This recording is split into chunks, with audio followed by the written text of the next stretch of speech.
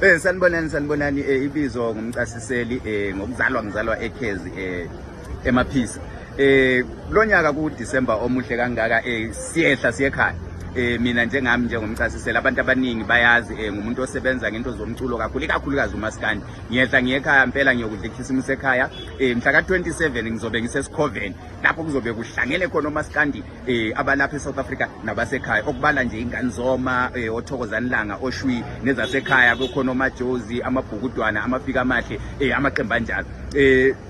Kuhle kakhulu sijabule kakhulu futhi ngiyabona ukuthi isasasa elikhona kulomnyaka abantu abaningi bayehla impela bayekhaya okuyinto esijabulisayo engingakwaziyo kodwa ukuthi yini ephushe abantu kakhulu njengoba ubona nje sise Hebrew iHebrew akusindawo ejwayele ukuthi uyibone kudlula abantu abafiwe kanje indawo ehlezi nje iyisiminyeminye kodwa kuyabonakala ukuthula kwakhona ukuthi hayi iningi lihambile liyekhaya kodwa anginaqinisa ukuthi kanti yini enze ngo 2024 abantu abaningi kwangathi bayehlile bayekhaya.